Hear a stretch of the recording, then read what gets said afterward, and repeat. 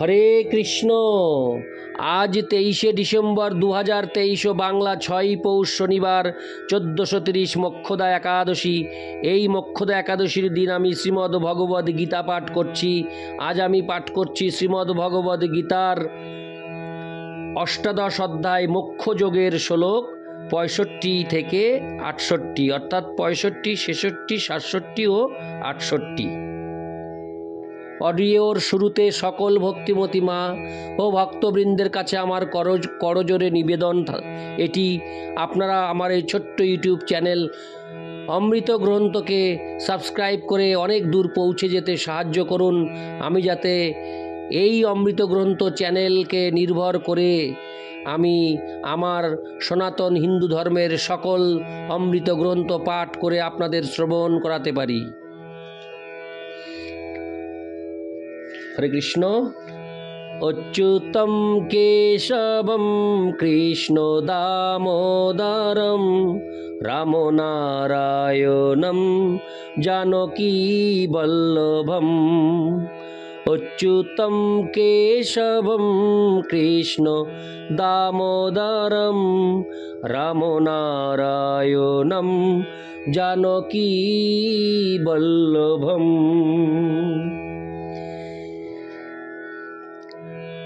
নিজের কাজ করে যাও, কৃষ্ণ নাম নিয়ে যাও, কৃষ্ণ নামের মহিমার গুণ গেয়ে যাও।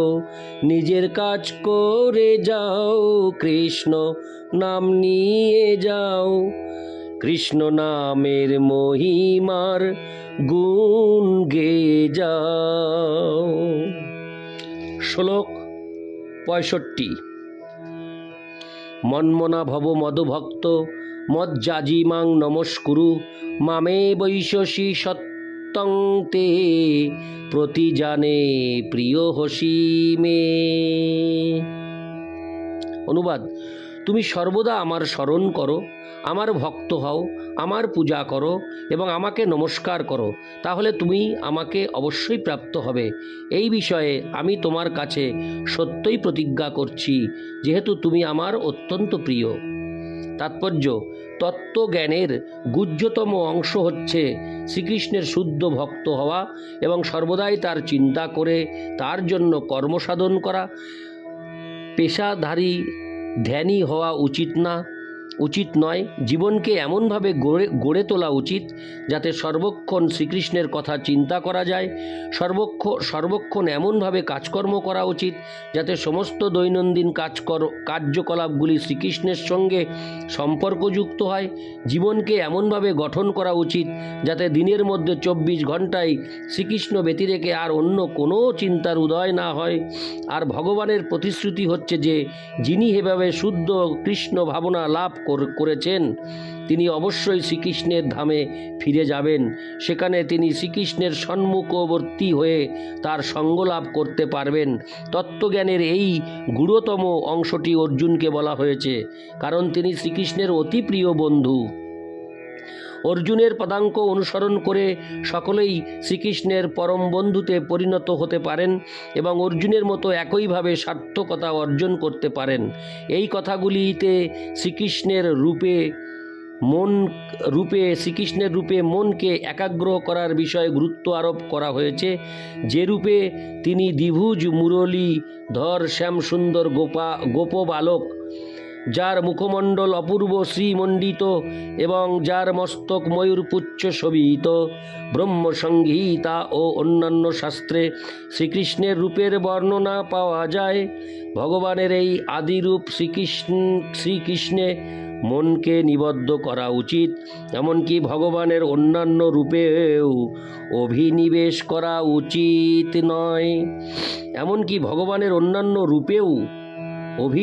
করা উচিত নয়। বিষ্ণু, নারায়ণ, রাম, বরাহ আদি ভগবানের অনন্ত রূপ রয়েছে, কিন্তু অর্জুনের সম্মুখে যে রূপ নিয়ে ভগবান প্রকট হয়েছিলেন, ভক্তের উচিত সেই রূপেই মনকে একাগ্র করা। শ্রীকৃষ্ণের রূপে মনকে একাগ্র করাই তত্ত্বজ্ঞানের গুহ্যতম অংশ, এবং অর্জুনের কাছে ভগবান তা ব্যক্ত করেছেন, কারণ অর্জুন ভগবানের প্রিয়তম বন্ধু। ইতি শ্লোক 65। শ্লোক 66। সর্বধর্মান পরিত্যাজ্য মামেকং শরণং ব্রজ, অহং তাং সর্বপাপেভ্য মোক্ষয়িষ্যামি মা শুচো। অনুবাদ: সর্বপ্রকার ধর্ম পরিত্যাগ করে কেবল আমার শরণাগত হও, আমি তোমাকে সমস্ত পাপ থেকে মুক্ত করব, তুমি শোক করো না। তাৎপর্য: ভগবান নানা রকম জ্ঞানের এবং ধর্মের বর্ণনা করেছেন।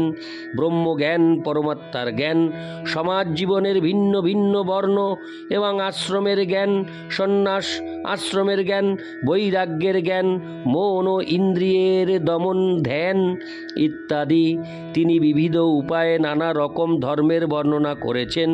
এখন ভগবদ্গীতার সারাংশে ভগবান বলছেন যে অর্জুনের কাছে বর্ণিত সমস্ত ধর্ম তার পরিত্যাগ করা উচিত। তার উচিত কেবল শ্রীকৃষ্ণের শরণাগত হওয়া। সেই শরণাগতি তাকে সমস্ত পাপ থেকে মুক্ত করবে, কেননা ভগবান নিজেই তাকে রক্ষা করবার প্রতিশ্রুতি দিয়েছেন। সপ্তম অধ্যায়ে বলা হয়েছে যে যিনি সমস্ত পাপ থেকে মুক্ত হতে পেরেছেন তিনি কেবল ভগবান শ্রীকৃষ্ণের আরাধনা করতে পারেন। এভাবে কেউ হয়তো মনে করতে পারে যে সব রকমের পাপ মুক্ত না হওয়া পর্যন্ত ভগবানের চরণে শরণাগতির পন্থা গ্রহণ করা যাবে না। সেই সন্দেহের পরিপ্রেক্ষিতে এখানে বলা হয়েছে যে কেউ যদি সমস্ত পাপ থেকে মুক্ত না হয়েও থাকে, কেবল শ্রীকৃষ্ণের শরণাগত হওয়ার ফলে স্বাভাবিকভাবেই সে সমস্ত পাপ থেকে মুক্ত হওয়া যাবে।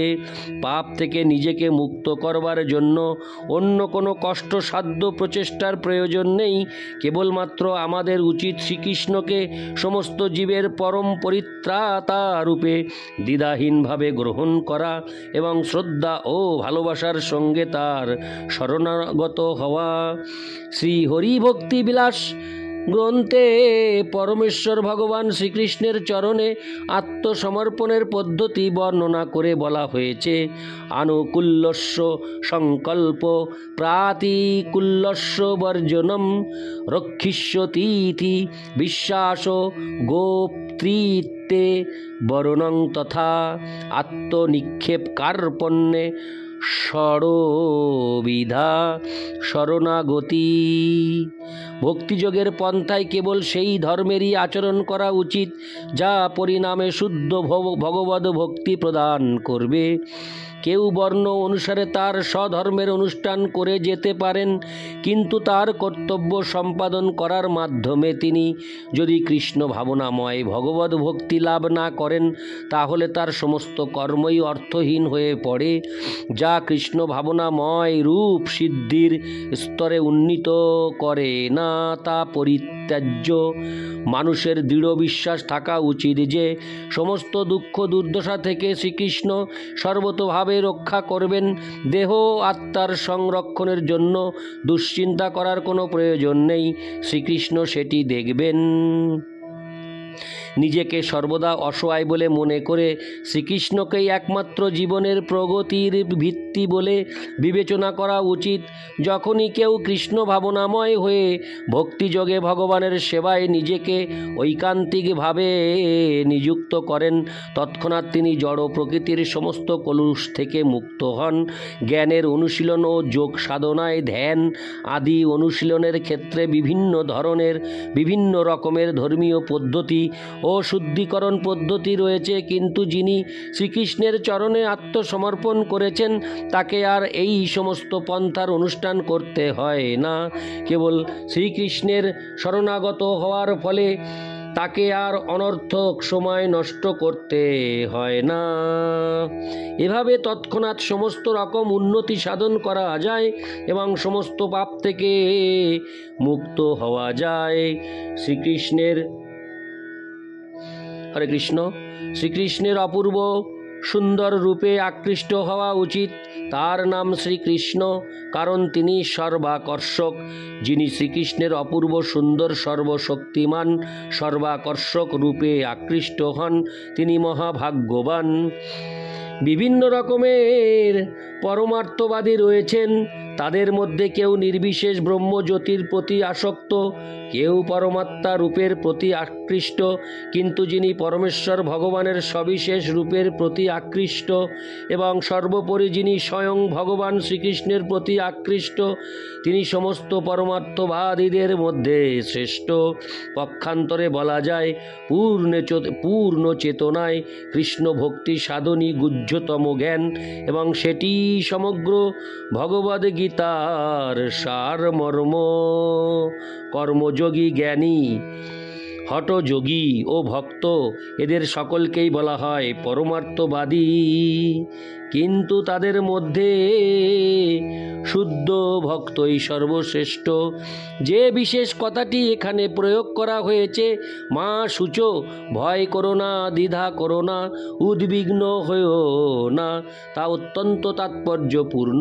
কেউ বিভ্রান্ত হয়ে মনে করতে পারেন যে সব রকমের ধর্ম পরিত্যাগ করে কেবল শ্রীকৃষ্ণের শরণাগত হওয়া কি করে সম্ভব, কিন্তু ওই ধরনের দুশ্চিন্তা নিরর্থক। ইতি শ্লোক 66। শ্লোক 67। ইদং তে নাতোপস্কায় না ভক্তায় কদাচন ন চাশুশ্রোষবে বাচ্যং ন চ মাং জহভ্যোষুতি। অনুবাদ: যারা সংযমহীন, অভক্ত, পরিচর্যাহীন এবং আমার প্রতি বিদ্বেষ ভাবাপন্ন, তাদের কখনো এই গোপনীয় জ্ঞান বলা উচিত নয়। তাৎপর্য: যে মানুষ ধর্মীয় অনুষ্ঠানের তপশ্চর্যা করেনি, সে কখনো ভক্তিযোগে শ্রীকৃষ্ণের সেবা করার প্রচেষ্টা করেনি। যে কখনো শুদ্ধ ভক্তের পরিচর্যা করেনি এবং বিশেষ করে যারা কৃষ্ণকে একটি ঐতিহাসিক চরিত্র বলে মনে করে অথবা যারা শ্রীকৃষ্ণের মাহাত্ম্যের প্রতি ঈর্ষাপরায়ণ, তাদের কখনো এই গুহ্যতম জ্ঞানের কথা শোনানো উচিত নয়। অনেক সময় দেখা যায় যে শ্রীকৃষ্ণের প্রতি ঈর্ষাপরায়ণ আসরিক ভাবাপন্ন মানুষেরাও শ্রীকৃষ্ণের পুজো করছে ভিন্ন উদ্দেশ্য নিয়ে এবং ভগবদ্গীতা পাঠ করার পেশা গ্রহণ করে ভগবত গীতার ভ্রান্ত বিশ্লেষণ করছে অর্থ উপার্জনের জন্য। কিন্তু যিনি যথার্থই শ্রীকৃষ্ণকে জানতে আগ্রহী, তাকে অবশ্যই ভগবদ্গীতার এই সমস্ত ভাষ্যগুলি বর্জন করতে হবে। প্রকৃতপক্ষে যারা ইন্দ্রিয় সুখ ভোগের প্রতি আসক্ত, ভগবদ্গীতার যথার্থ উদ্দেশ্য তাদের বোধগম্য হয় না। এমনকি যে বিষয়াসক্তি ত্যাগ করে বৈদিক শাস্ত্র নির্দেশিত সংযত জীবনযাপন করছে, সেও কৃষ্ণ ভক্ত না হলে শ্রীকৃষ্ণকে জানতে পারে না। এমনকি যে কৃষ্ণ ভক্তির অভিনয় করে কিন্তু ভক্তিযুক্ত কৃষ্ণ সেবায় যুক্ত নয়, সেও শ্রীকৃষ্ণকে জানতে পারে না। বহু মানুষ শ্রীকৃষ্ণেরই প্রতি ঈর্ষাপরায়ণ, কারণ তিনি ভগবদ্গীতায় বিশ্লেষণ করেছেন যে তিনি পরম পুরুষ এবং তার ঊর্ধ্বে বা তার সমান আর কেউ নেই। বহু মানুষ শ্রীকৃষ্ণের প্রতি ঈর্ষাপরায়ণ। এই ধরনের মানুষদের কাছে ভগবদ্গীতা শোনানো উচিত নয়, কেননা তারা তা বুঝতে পারবে না। অবিশ্বাসী লোকদের পক্ষে ভগবদ্গীতা ও শ্রীকৃষ্ণকে উপলব্ধি করা অসম্ভব। নির্ভরযোগ্য প্রামাণিক শুদ্ধ ভক্তের কাছ থেকে শ্রীকৃষ্ণ সম্বন্ধে না জেনে ভগবদ্গীতার ব্যাখ্যার চেষ্টা করা উচিত নয়। ইতি শ্লোক 67। শ্লোক 68। য ইদং পরমং গুজ্জং মদ্ভক্তেষ্বভিধাস্যতি ভক্তিং ময়ি পরাং কৃত্তা মামে বৈশতো সংশয়। অনুবাদ: যিনি আমার ভক্ত ভক্তদের মধ্যে এই পরম গোপনীয় গীতা বাক্য উপদেশ করেন, তিনি অবশ্যই পরাভক্তি লাভপূর্বক নিঃসংশয়ে আমার কাছে ফিরে আসবেন। তাৎপর্য: সাধারণত ভক্ত সঙ্গে ভগবদ্গীতা আলোচনা করার উপদেশ দেওয়া হয়, কারণ অভক্তেরা না পারে শ্রীকৃষ্ণকে জানতে আর না পারে ভগবদ্গীতার মর্ম উপলব্ধি করতে। যারা শ্রীকৃষ্ণের স্বরূপে শ্রীকৃষ্ণকে স্বীকার করতে চায় না এবং ভগবদ্গীতাকে যথার্থভাবে গ্রহণ করতে চায় না, তাদের কাছে কখনোই খামখেয়ালি বশত ভগবদ্গীতার বিশ্লেষণ করে অপরাধী হওয়া উচিত নয়। ভগবদ্গীতার ব্যাখ্যা তাদের কাছেই করা উচিত যারা শ্রীকৃষ্ণকে পরমেশ্বর ভগবান বলে গ্রহণ করতে প্রস্তুত। এটি কেবল ভগবদ ভক্তদের বিষয়বস্তু, তা দার্শনিক মনোধর্মীদের জন্য নয়। যিনি ভগবদ্গীতাকে যথার্থভাবে উপস্থাপন করার ঐকান্তিক চেষ্টা করেন,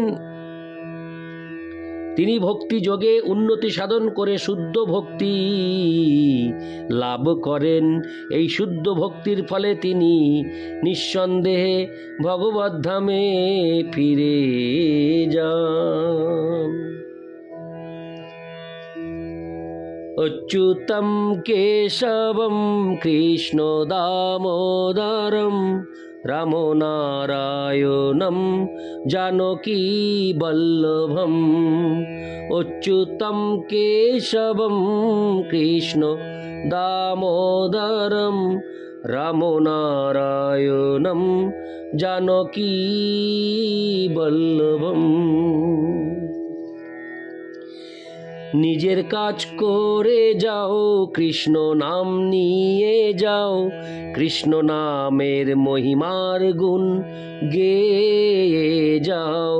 নিজের কাজ করে যাও, কৃষ্ণ নাম নিয়ে যাও, কৃষ্ণ নামের মহিমার গুণ গেয়ে যাও। হরে কৃষ্ণ।